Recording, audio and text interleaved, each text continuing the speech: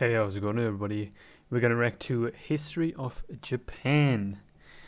Now, I don't know too much about Japan, and honestly, I only know that the anime comes from Japan.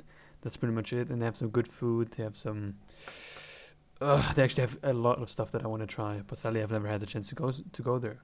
Now, we're gonna find out how Japan actually became Japan. In case you don't know who I am, short introduction. My name is Nico. I'm a 21-year-old guy from Frankfurt, Germany, and when I react to videos, I let you know how much I was being taught of that in school. I give you my take on it, and I'll let you know how much I know about it already. So let's go. Japan is an island by the sea filled with volcanoes, and it's beautiful. In the year -1 billion, Japan might not have been here. In the year -40,000, it was here. I know this is the guy's shtick, but I hate his voice. And you could walk to it, and some people walked to it. Then it got warmer, some icebergs melted, it became an island, and now there's lots of trees, because it's warmer. So now there's people on the island. They're basically sort of hanging out in between the mountains, eating nuts off trees, and using the latest technology, like stones and bowls. What? Ding dong, it's the outside world, and they have technology from the future, like really good metal and crazy rice farms. Now you can make a lot of rice really, really quickly. That means if you own the farm, you own a lot of food, which is something everybody needs to survive. So that makes you king. Rice farming and rice kingdoms spread across the land, all the way to... I feel like this channel is pretty much gives you a pretty accurate insight on what it would be like to watch YouTube videos when you're on drugs. Here. The most important kingdoms were here, here, here, here, here, here, and here. Oh my But God. this one was the most important, ruled by a heavenly superperson, or emperor for short. Knock knock, get the door, it's religion. The new prince wants everyone to try this hot new religion from Biekt. Please try this religion, he said. No, said everybody. Try it, he said.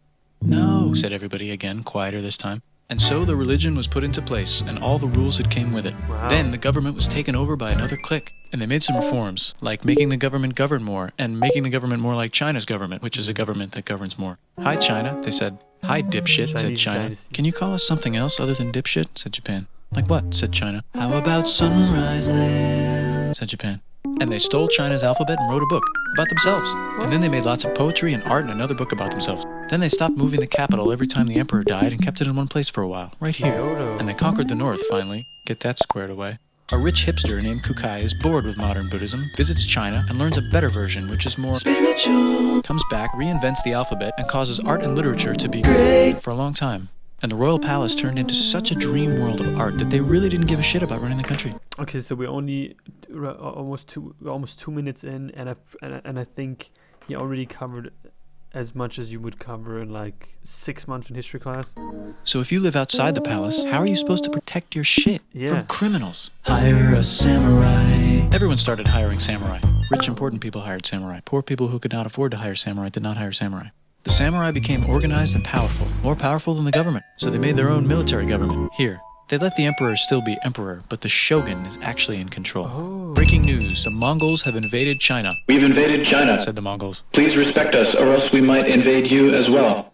Okay, said Japan. So the Mongols came over, ready for war, and died in a tornado. But they tried again, and had a nice time fighting with the Japanese, but then died in a tornado.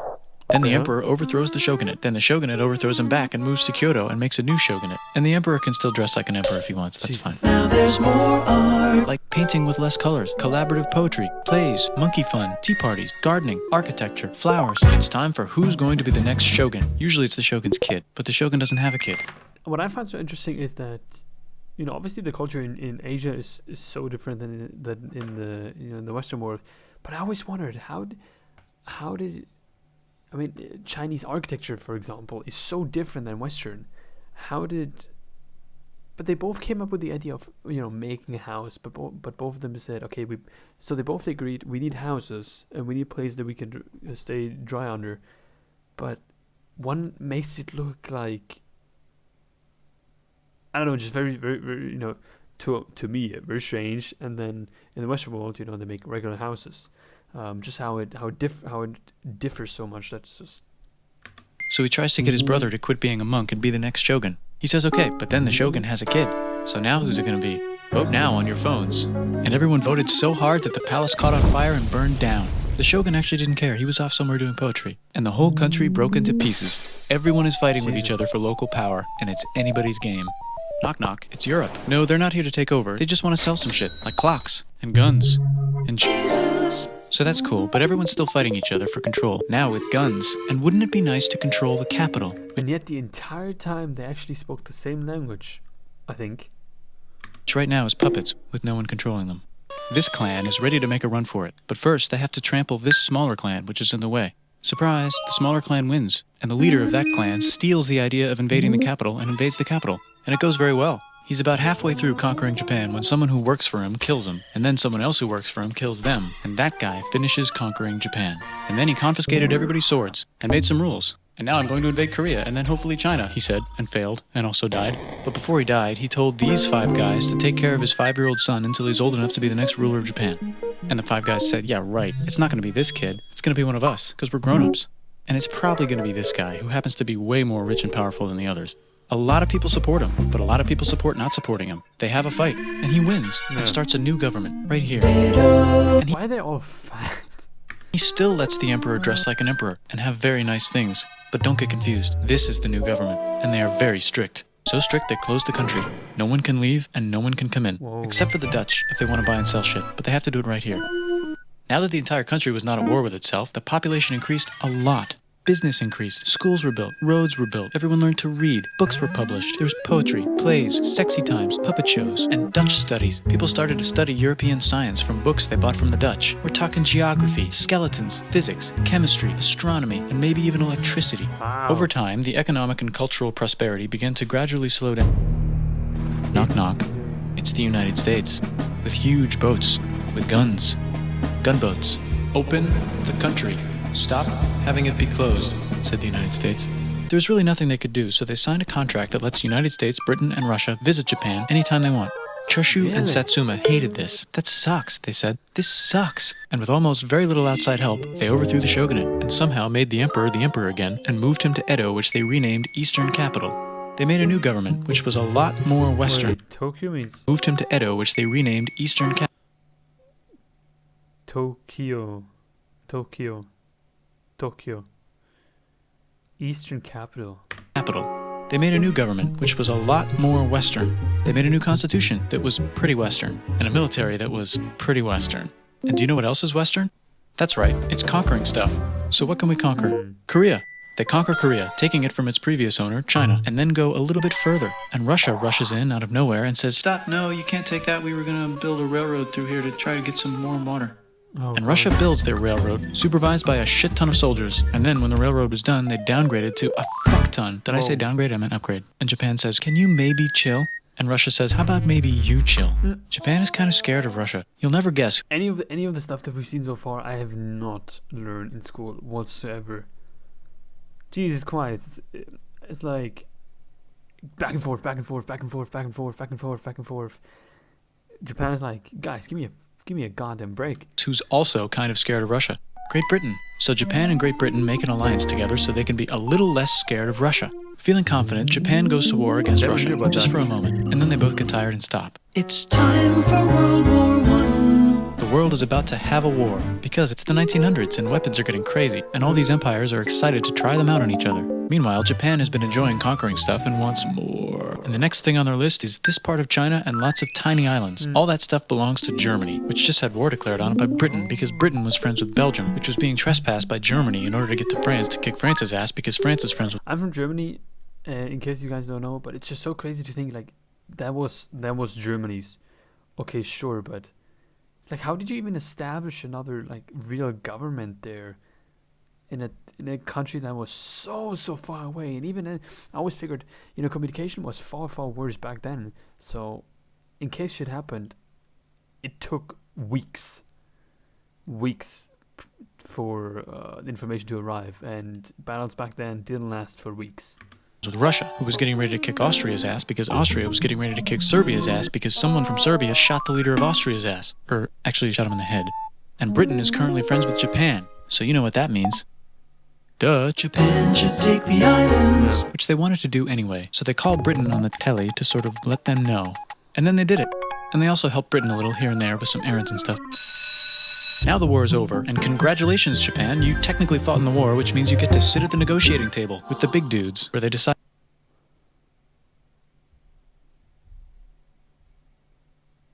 Huh. Decided who owns what. Treaty of And yes, Versailles. Japan gets to keep all that shit they stole from Germany. You also get to join the post-war mega alliance, the League of Nations, whose mission statement is to try not to take over the world. The Great Depression is bad, and Japan's economy is now crappy, but the military is doing just fine, and it invades Manchuria. In the League of Nations, it's like, no, don't do that. If you're in the League of Nations, you're not supposed to take over the world. And Japan said, how about I do anyway? And Japan invaded more and more and more and more of China, and was planning to invade the entire East. You've got mail. It's from Germany, the new leader of Germany. He has a cool mustache, and he's trying to take over the world and needs friends. This also got forwarded to Italy. They all decided to be friends because they... Then they ended up helping Britain because they are good friends, and started not helping Japan because they're friends and our friends are not friends. Plus they're planning on invading the entire ocean. The United States is also working on a large, very huge bomb, bigger than any other bomb ever, just in case. But they still haven't joined the war. War looks bad on TV, and the United States is really starting to care about their image. But then Japan spits on them in Hawaii and challenges them to war. And they say yes. And then Germany, as a symbol of friendship, declares war on the United States also. So the United States goes to war in Europe, and they help the gang chase Germany back into Germany. And they also start chasing Japan back into Japan. And they haven't used the bomb yet and are curious to see if it works, so they drop it on Japan. They actually dropped 2. Man down. Plural. Jesus.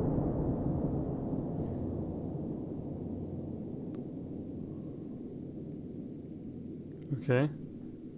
The United States installed a new government, inspired by the United States government, with just the right ingredients for a post-war economic miracle. And Japan starts making TVs, VCRs, automobiles, and camcorders as fast as they can, and also better than everybody else. They get rich, and the economy goes wild, and then the miracle wears off. But everything's still pretty cool, I guess. Bye! Wow, Jesus. I mean... Okay, there is... Jesus. My brain has had too much information for the has gotten too much information for the past 9 minutes. This is incredible. Now obviously the more modern type, in the last 100 years, I was aware of most of the things that happened during that time, but beforehand, I learned that Tokyo means what was it? Eastern capital, and that just Japan was split like crazy for a long time. But then again, I'd be very curious. I always think isn't it strange how a country can be split up into 20 pieces, but yet everyone still decides to speak the same language. That's a little bit strange to me. I'd love to visit Japan one day, and I'm going to. I'd be very curious to know if any of you guys have visited Japan, and if you actually learn anything about Japan and all from in the country that you're currently living in. So I'd be very curious to know. On that, guys, like, comment, and subscribe, and let me know what else you want to see. Can be either history, can be any other video. I'm open to try everything at least once. So I hope you guys enjoyed, and I'll see you soon.